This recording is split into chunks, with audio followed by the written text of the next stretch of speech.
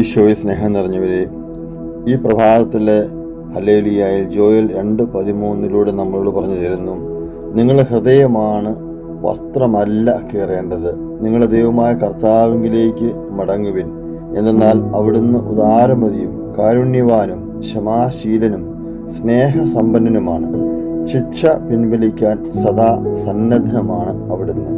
കൊണ്ട് Joel chapter 2:13, rend your heart and not your garments, return to the Lord your God, for he is gracious and compassionate, slow to anger and abounding in love, and he relents from sending calamities.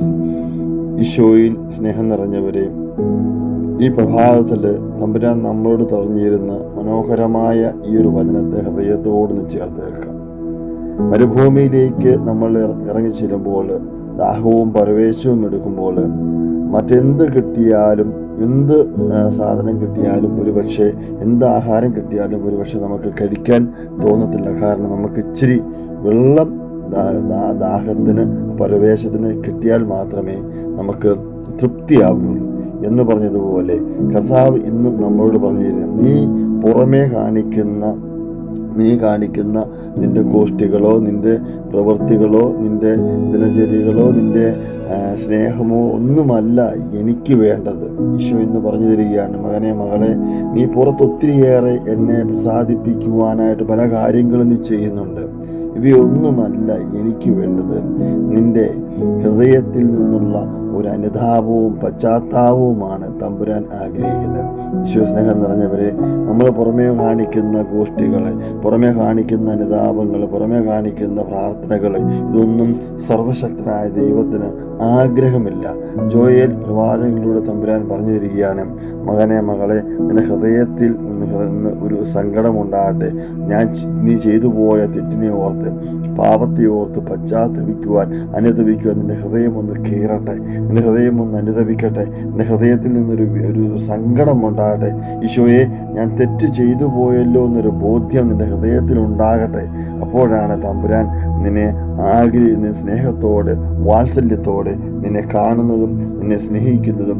അവിടുന്ന് നിന്റെ എല്ലാ തെറ്റുകളെയും ക്ഷമിക്കുവാൻ തക്കവണ്ണം ഉദാരമതിയും കാരുണ്യവാനും ക്ഷമാശീലനും സ്നേഹസമ്പന്നനുമാണ്. ശിക്ഷ പിൻവലിക്കാൻ സദാ സന്നദ്ധനുമാണ്. അങ്ങനെ ഹൃദയത്തിലൊരു വിഷമം ഉണ്ടാകുന്ന, സങ്കടപ്പെടുന്ന, അനുതപിക്കുന്ന, പശ്ചാത്തപിക്കുന്ന മകളോട് കർത്താവ് ഇന്ന് പറയുകയാണ്, നിന്റെ എല്ലാ തെറ്റുകളും ഞാൻ പിൻവലിക്കുവാൻ, നിനക്കെതിരെയുള്ള എല്ലാ ശിക്ഷകളും പിൻവലിക്കുവാൻ ഞാൻ സന്നദ്ധനാണ് എന്ന് ഈശോ ഇന്ന് നമ്മളോട് പറഞ്ഞിരുന്നു. ഈശോ സ്നേഹം നിറഞ്ഞവരെ, ഇരുവചനത്തെ ഹൃദയത്തോടൊന്ന് ചേർത്ത് വെച്ചിട്ട് കർത്താവിൻ്റെ സന്നിധിയിലായിരിക്കുമ്പോൾ ഈ ലോകത്തിൽ കാണിക്കുന്ന ഷോ ഓഫ് ഒന്നും കാണിക്കാതെ നമ്മുടെ ഹൃദയത്തിലൊരു അനുതാപവും പശ്ചാത്താപവും ഉണ്ടാകട്ടെ. എന്തുമാത്രം തെറ്റുകളിലൂടെ, കുറവുകളിലൂടെയൊക്കെ ഇന്ന് മനുഷ്യൻ കടന്നുപോയിക്കൊണ്ടിരിക്കുന്നത്. നമ്മളാരും വിശുദ്ധരല്ലല്ലോ. തമ്പുരാൻ്റെ സന്നിധിയിൽ അനുതാപത്താവും പശ്ചാത്താപത്തോടും കൂടെ നമ്മൾ മറ്റുള്ളവരെ കാണിക്കാൻ വേണ്ടി നിൽക്കാതെ നമ്മുടെ ഹൃദയത്തെ ഒന്ന് ഒരുക്കി അനുതാപത്തോടെ മുട്ടുകുത്തുവാനായിട്ട് ശ്രമിക്കുന്നവനോട് ഈശോ ഇന്ന് പറഞ്ഞു തരുന്നു, മകനെ, മകളെ, ഞാൻ കാരുണ്യവാനാണ്, ക്ഷമാശീലനാണ്, സ്നേഹസമ്പന്നനാണ്. നിനക്കെതിരെയുള്ള എല്ലാ ശിക്ഷ പിൻവലിക്കുവാനും ഞാൻ സന്നദ്ധമാണ്. അതുകൊണ്ട് നീ ഹൃദയത്തെ ഒന്ന് അനുതപിച്ച് മുട്ടൊന്ന് മടക്കി നീ തമ്പുരാൻ്റെ സന്നിധിയിലായിരുന്നാൽ നിനക്ക് എല്ലാ തരത്തിലുള്ള അനുഗ്രഹങ്ങളും എല്ലാ തരത്തിലുള്ള കൃപകളും കൊണ്ട് നിറയ്ക്കുവാൻ തമ്പുരാൻ റെഡിയാണ്. ഈശോ സ്നേഹം നിറഞ്ഞവരെ, ഈ ഒരു മേഖലകളൊക്കെ ഒന്ന് ഓർത്ത് അനുദപിച്ച് പശ്ചാത്തപിച്ചിടും.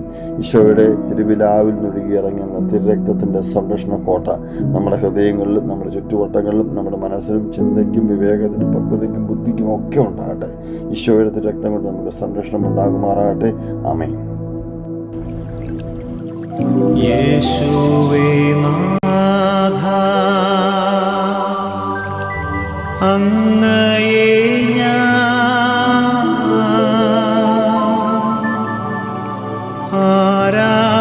ആരാധിക്കുന്നു, സ്തുതിക്കുന്നു. ജീവനുമെൻ്റെ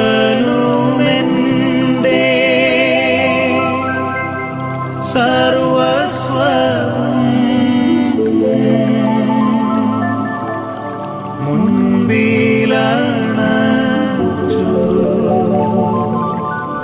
കുമ്പിടുന്നു. ജീവനുമെൻ്റെ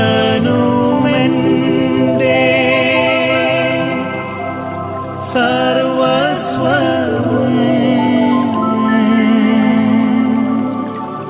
മുൻപിലണച്ചു